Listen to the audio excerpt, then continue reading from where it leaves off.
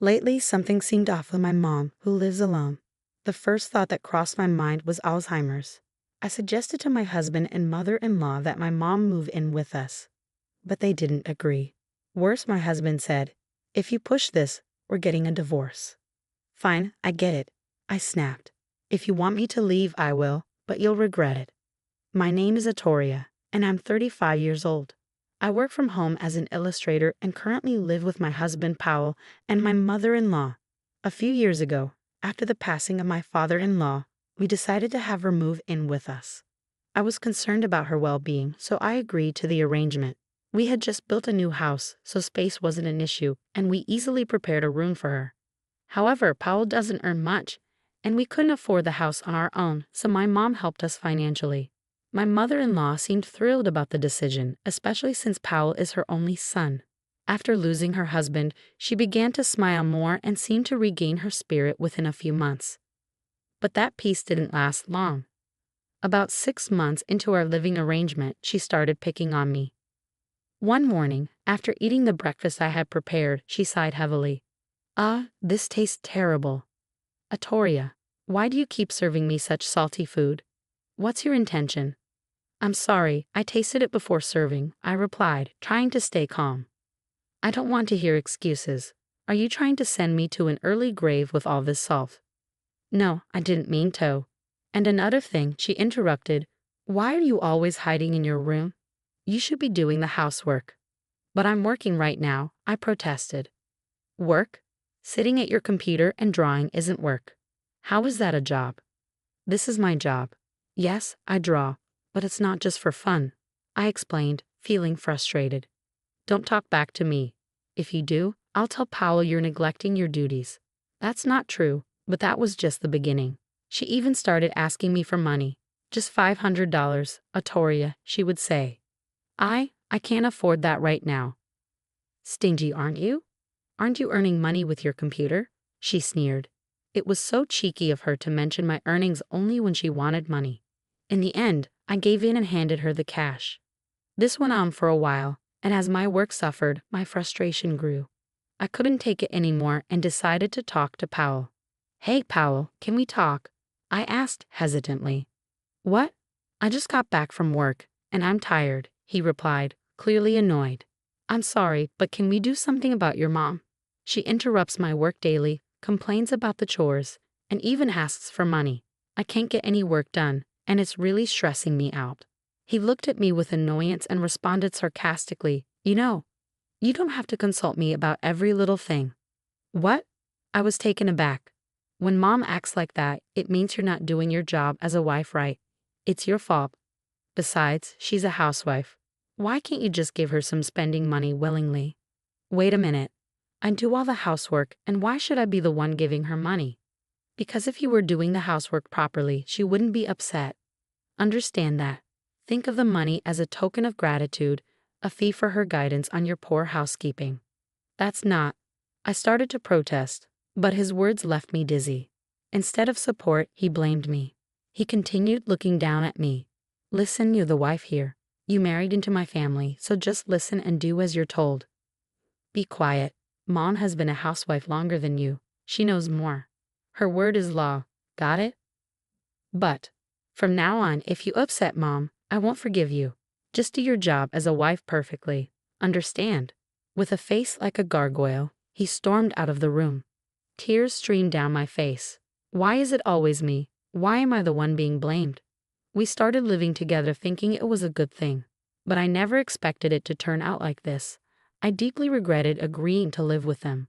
One day, I felt the need to hear my mom's voice, so I called her. "Mom, it's me, Atoria." "Oh, Atoria, it's been so long since you last called. What have you been up to?"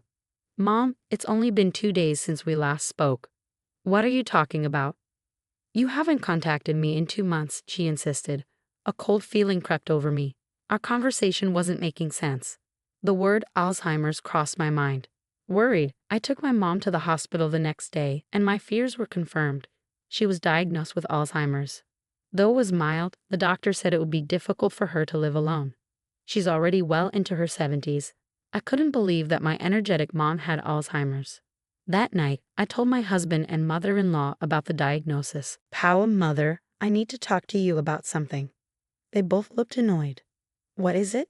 It's probably nothing important, Powell muttered. Is it even relevant to us? My mother-in-law added. It's about my mom. Today she was diagnosed with Alzheimer's. What? Alzheimer's? Your mom, seriously? Powell asked, incredulous. Yes, so about what we should do. Before I could finish, they burst into laughter. Poor thing, having Alzheimer's. I don't want to be involved with sick people, my mother-in-law sneered. Right. How weak must her brain be to get Alzheimer's at her age, Powell added. Why are you saying such things? I asked, shocked. Ignoring my confusion, they continued laughing. People who get Alzheimer's are those who don't think much in their daily lives, my mother-in-law remarked. Yeah, just like you, not thinking much. That's why you'll get Alzheimer's too, Powell said, chuckling. Stop it. How can you say such cruel things? I demanded. Why not? It's the truth, right? Yeah, Mom, we're just telling the truth. This was too much. Everything went dark as their cruelty overwhelmed me. You're not thinking of taking care of your mom, are you? Powell asked, his tone suddenly serious. Well, I was hoping she could live with us, here. Are you kidding me? Why should we live with someone with Alzheimer's? Powell snapped. She's not just someone with Alzheimer's. She's still in the early stages and can take care of herself. That's not the point. We're not living with her, period. I accepted living with your mother, so why not mine? I retorted, trying to keep calm. Suddenly, Powell slammed the table and glared at me. Don't compare a healthy person like my mom to your sick mother. Got it? I will never agree to live with her. But if something happens to her, I'll regret it forever, I pleaded. I don't care about your regrets. You married into this family, so just listen to us. No matter how much I tried to persuade them, their stance remained unchanged. So I made another proposal. If we can't live together, at least let me visit her regularly. What? If you do that, we'll have to manage the housework. I'm just really worried about her. Please? No. Why not? Obviously, every time you visit her, it'll cost money and we'll have to pay for her medical bills. Our finances will suffer. It's my money. No, you're not visiting her. End of story. Far from living with my mom, I wasn't even allowed to go to her place. I was completely stuck in all directions. Even my mother-in-law, who had been listening to the conversation, added a blow. Atoria, do you even understand your position here? Mother, please, I'm really worried about her. Enough. You're part of the Brown family now. Just listen to Powell and me. But enough. If you keep this up, we'll divorce. How dare you defy us? Get out. Hearing the word divorce from her, my husband joined in, barely holding back his laughter. Hey, divorce sounds good. We don't need a wife who prioritizes a sick person over her own family. Are you serious? I asked, my voice trembling with anger. You call yourself an illustrator, but you barely make anything. You're so arrogant, Powell sneered. It's a real job. Enough. Let's divorce. If you want to take care of a sick person so badly, just leave. All the anger I had been holding back exploded. I wouldn't let them mock me or my mom. They weren't my family anymore if that's how they felt. With my mind made up, I told them fine. If that's how you feel, I'll leave. For a moment, they looked shocked, but then they smirked. Good. Do what you want. Just leave quickly. I never thought you would leave on your own. I'm so happy, my mother-in-law said, grinning. I'll pack my things and go back to my mom's house. Send the divorce papers by mail. Sure thing. I'll get them from the courthouse tomorrow and send them right over. This is perfect. Just my lovely son and me living together. I'll go pack my things now. Hurry up. We're having a party with Mom tonight, Powell exclaimed. Sounds great. Let's go out for steak, my mother-in-law chimed in. This family was done. Watching them celebrate, I quickly started packing. Sitting with the two of them smiling broadly, I left that house behind. A few days later, I received the divorce papers from Powell, which I promptly signed and submitted. When I told my mom, she looked apologetic. I'm so sorry, Atoria. This is all because of me. Don't be silly. I feel so much better without those terrible people as family. When you first mentioned living together, I was actually worried about your mother-in-law. She's a bit off, right? I should have stopped the construction of the new house more firmly. I'm truly sorry. Don't apologize. I'm happy now, living here with you. Atoria, thank you so much. So is that matter all settled? Yes, it's all good. I'm already on it. I showed her the documents and my mom smirked mischievously. That's right. I won't let it end with just a divorce. My revenge is just beginning. 2 weeks later, just as I expected, I received a frantic call from my ex-husband. Hey, what the hell are you thinking? What do you mean? I asked, playing innocent. You know exactly what I mean. I got the house sale documents. You sent them, didn't you? Yes, I did. It's all written there. Any problems? Don't play games with me, selling our house. I'll never allow it. The first thing I did after divorcing my husband was sell the house we lived in with his mother. He seemed to have forgotten about the time we built the house. And now he was angry and feeling betrayed. Why can't you sell that house? It's ours. Ours? Really? It's marital property.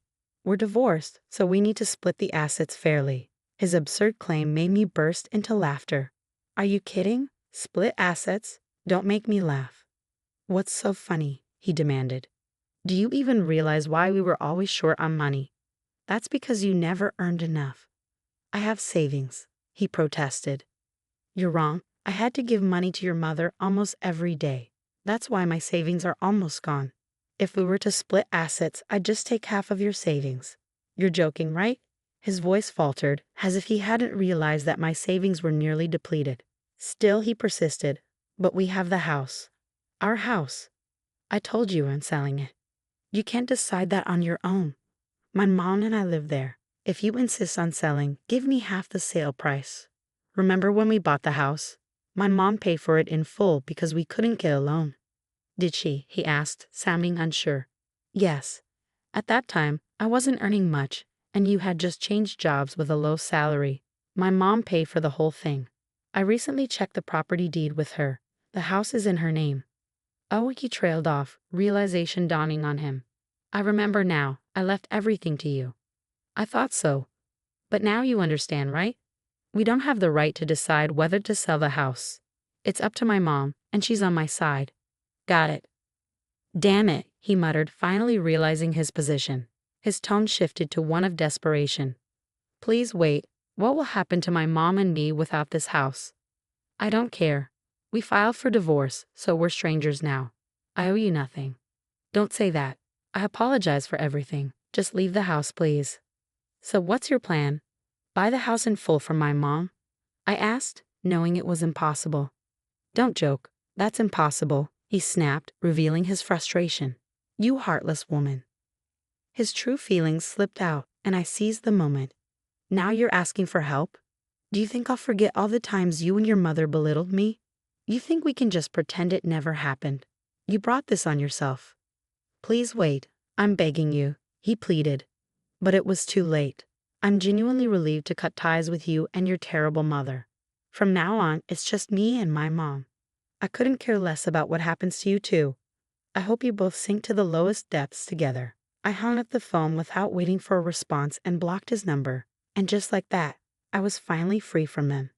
Later on, I heard they moved out of the house and started living in a cramped apartment.